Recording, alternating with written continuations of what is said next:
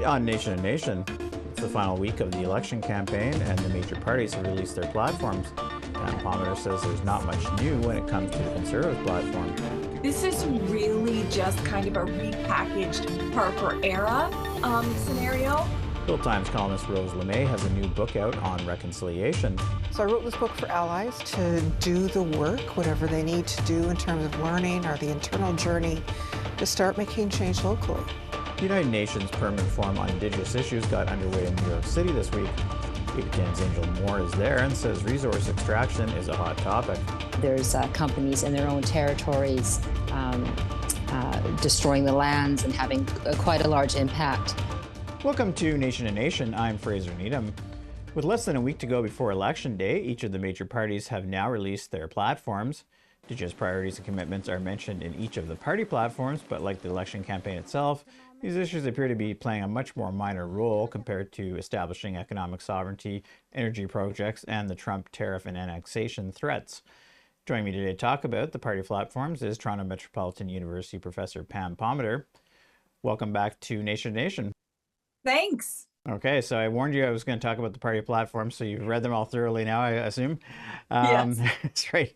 And let's just start first, though, with how late the Liberals, Conservatives, and the NDP, too, released their platforms. There's less than a week to go in the campaign. Did that surprise you at all? It surprised me a little bit. In politics, not too much is surprising, but I would have expected it, given that there were advance polls, that they would have them at least for that, especially since more than 7 million Canadians voted in the advance polls. But nevertheless, we have them now. Some are far more extensive than others. Some provide a lot of, budgetary details, and others don't. But I think it gives a very clear indication. I think it just confirms what we already knew about all the parties. There's no real surprises in the platforms.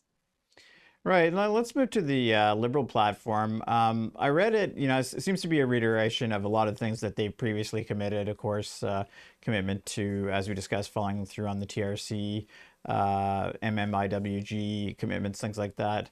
Not too much new in there, but there was also the doubling of the Indigenous loan guarantee program from from $5 to $10 billion. Was there anything in the Liberals platform that surprised you at all, or anything new that you saw there?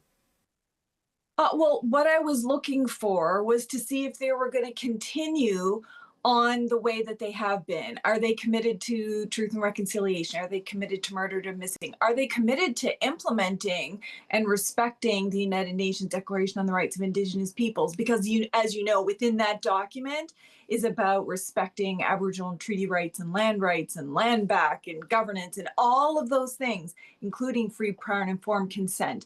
So a commitment to UNDRIP, in addition to saying, hey, we're going to work with Indigenous peoples on these major projects, means if you're really committed, that's going to act as a bit of a barrier to being able to run roughshod over our rights.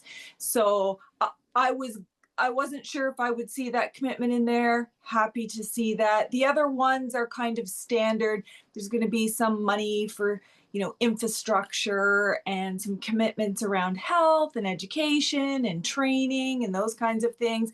You would expect to see all of those things. I would have been surprised if it wasn't there. Right, and so we'll move to the Conservative platform for a minute. Of course, we discussed in the lead up that maybe not surprisingly, there's no mention of UNDRIP, no mention of the TRC or MMIWG, things like that.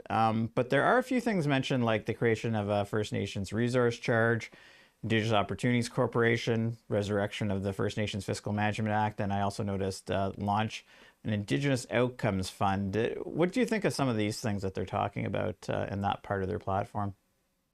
Almost the entire focus is on resource extraction. So they might put different names on it, the charge, like unlocking potential and all of those things. But this is about how are they going to do resource revenue sharing potentially with corporations.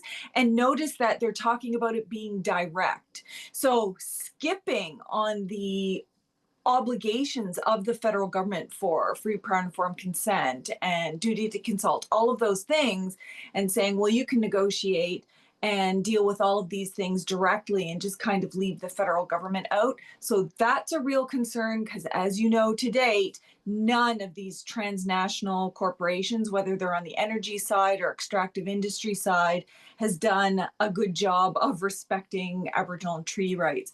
So big concern, but not surprised. I mean, he's talked all along, during Trudeau about axing the tax.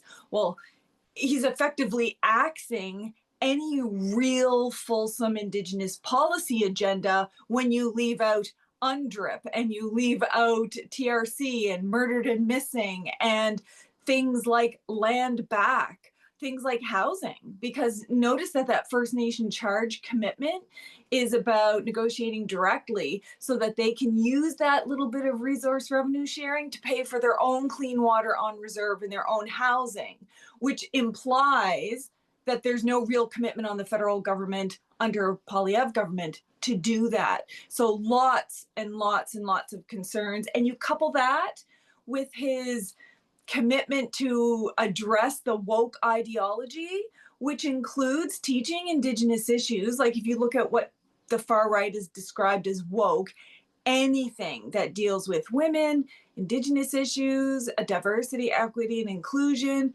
So this could have a significant impact on Indigenous peoples. Now, this came up, of course, during the English, both debates, I think, actually, where Poilievre was pressed sort of what it would mean to him fast-tracking projects or getting them done.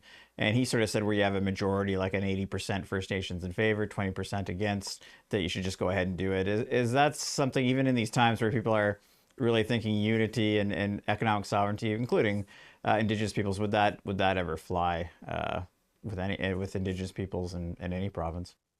It can't work that way because it's not it's not like an electoral vote. There's no, anything in the Constitution that lays out a percentage for any of these things. Each single First Nation in a particular territory that's going to be impacted by any project whatsoever, each one of them has the right, the constitutionally protected right, internationally protected right, and now the federally protected right under UNDRIP to free, prior, and informed consent. That includes the duty to consult, accommodate, get consent, resource revenue sharing, environmental protections, protections for Indigenous women and girls, all of those things. And so it wouldn't matter if in a territory of the 10 First Nations that are going to be impacted, 9 agree or 8 agree. You have to have the free, prior, and informed consent of each one of those communities. And he won't be able to override that legally anyway. Unfortunately, we'll have to end it there for time purposes. But as always, thanks for joining us today. Thank you so much. Up next, we'll talk to Hill Times columnist Rose LeMay about her new book, Ally is a Verb, A Guide to Reconciliation with Indigenous Peoples.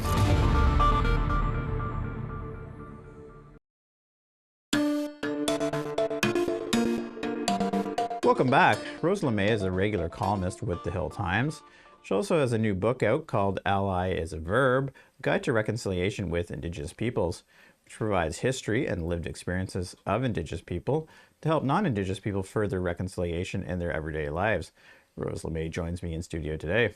So welcome back to Nation Nation. Thank you.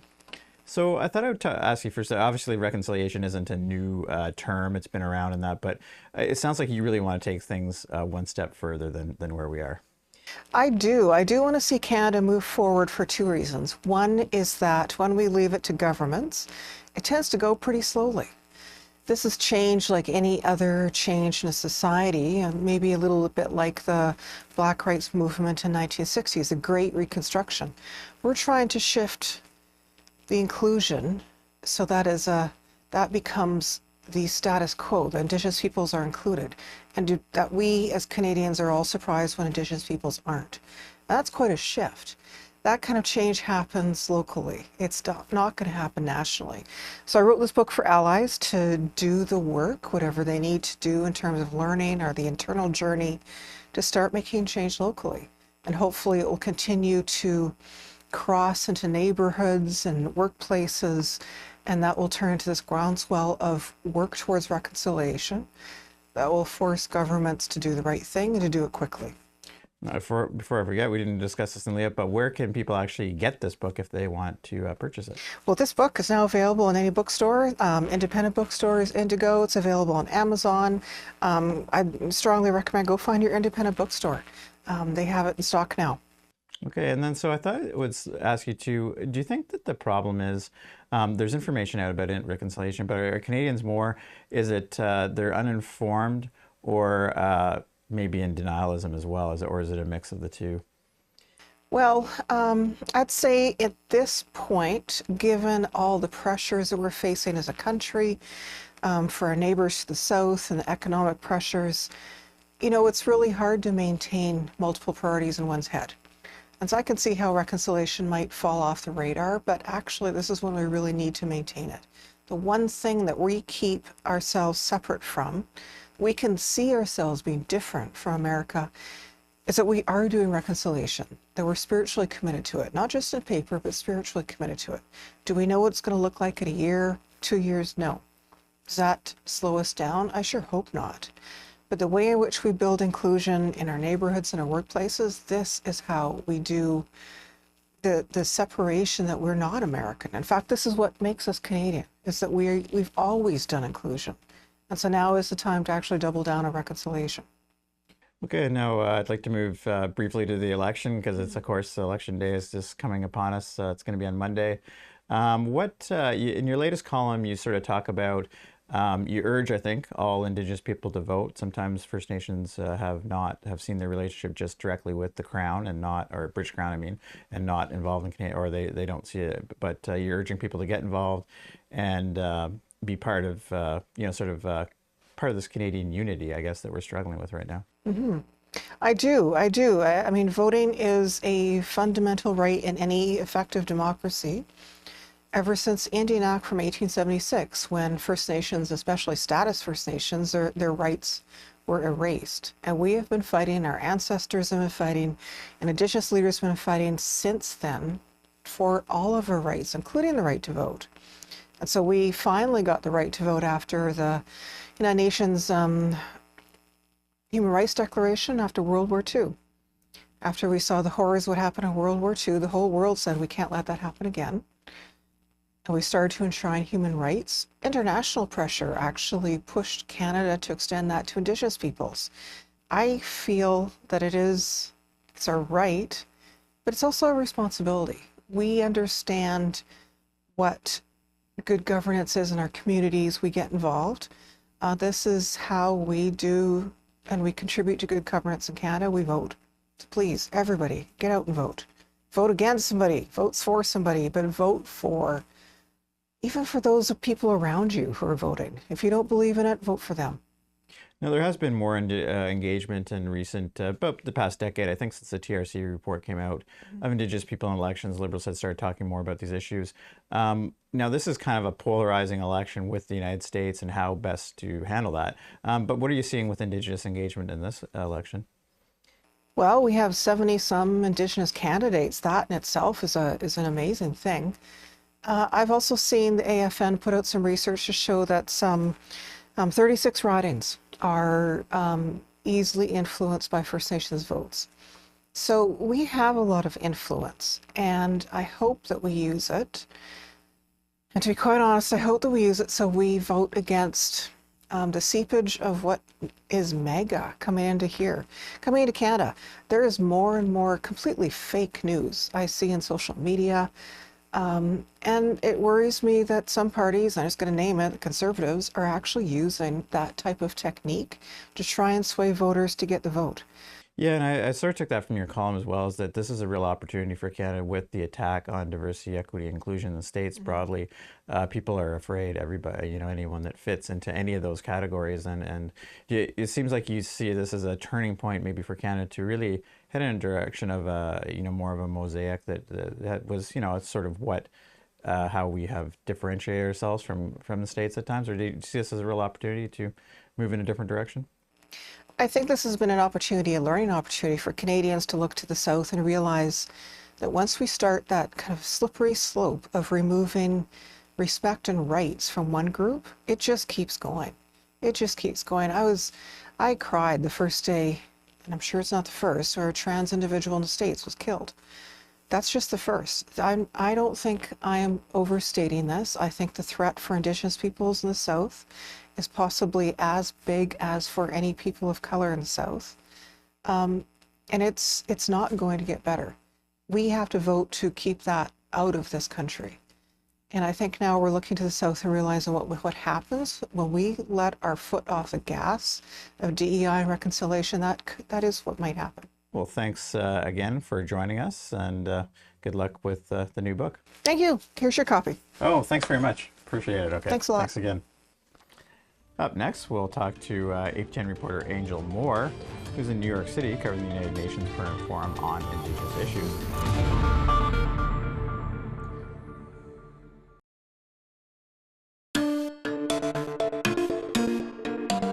Welcome back. This week in New York City, the 24th session of the United Nations Permanent Forum on Indigenous Issues got underway. The event brings in Indigenous people from all over the world to discuss economic, social, and human rights issues. APTN reporter Angel Moore has been covering the forum all week, and she joins me from New York.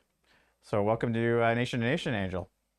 Thank you, Fraser. Nice to see you. Great. Yeah. So I know that you have been, as we were just talking, so really busy all week filing all these stories and your video and everything.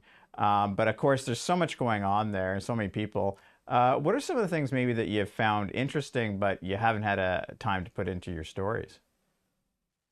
What I'm finding that is really interesting is a lot of people are talking about resource extraction, and I've interviewed a couple people about this from South America.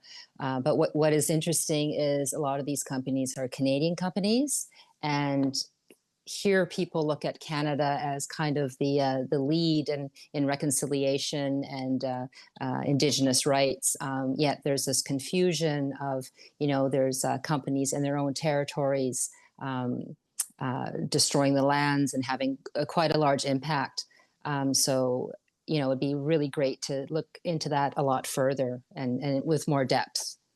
Right. Yeah, I know that I saw that there's a sizable delegation from Canadian First Nations down there, and of course Lance Haymond from Kibeawak First Nation. We've talked to him a number of times about this nuclear waste disposal site and Chalk River. And what are some of the things they've been saying that maybe Canada, maybe other nations don't know about, but that really how Canada has not been following UNDRIP in terms of resource extraction? Yeah, exactly.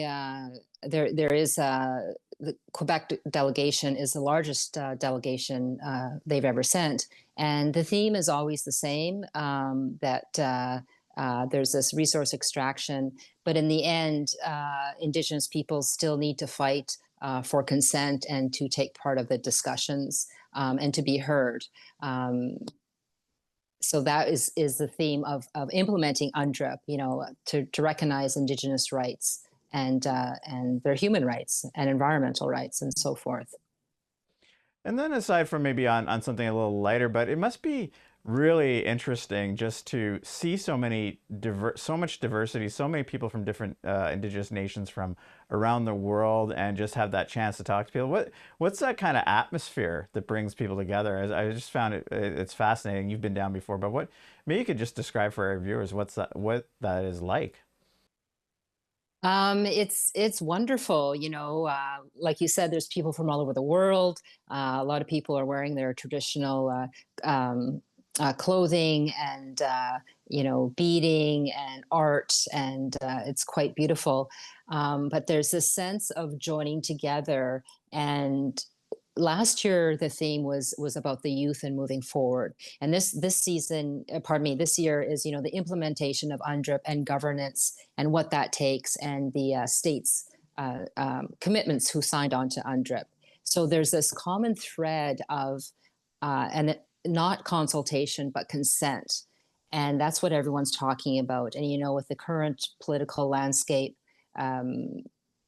countries are starting to look at their own resources to support their own community, and that is going to impact Indigenous lands. So that's a very common, I would say, the main thread of what people are talking about. It's quite interesting, and it seems people are coming together and getting stronger, and they're talking about laws and inherent rights and treaty rights. So it's very fascinating, and I'm hopeful that there will be movement in the future to make change for Indigenous peoples. Now, of course, Canada has had a leading role, I guess, in the drafting of UNDRIP and took some time to adopt it, but eventually was, and the country is known for some efforts on reconciliation. But has anything from another country around anywhere in the world, has anything struck you, said, to yourself, wow, this is something maybe Canada should look at doing in terms of reconciliation or Indigenous issues that we're not? Anything strike you from another part of the world? There does not seem, my answer would be no, there does not seem to be a lot of success in other parts of the world with reconciliation and UNDRIP. Um, I would, People look at Canada as the lead. Of course, we have the Truth and Reconciliation report, we have the MMIWG report, and other reports that have been done over the years. So I have not heard any success stories from anyone. In fact, I've heard that there is more violations and more discrimination. And I've heard there's a lot of talk about industry and resources here all week. That's been the main focus. And what's interesting is, I meet people and then they say, yeah, but there's this Canadian company in my country extracting resources. So it's an odd feeling to be here as a Canadian and experience that. Now, I know that probably I don't, we're so saturated with information south of the border now with Donald Trump and everything, and I don't want to kind of drag you into that, of course, but I did notice that you interviewed a delegate from the Ponca Nation, I think, in Oklahoma. And did she say anything about the Trump administration or make a statement about that? She did. She said with the current administration, there is cutbacks that have already happened and that are coming, such as in environmental organizations, health organizations, education, basically across the board.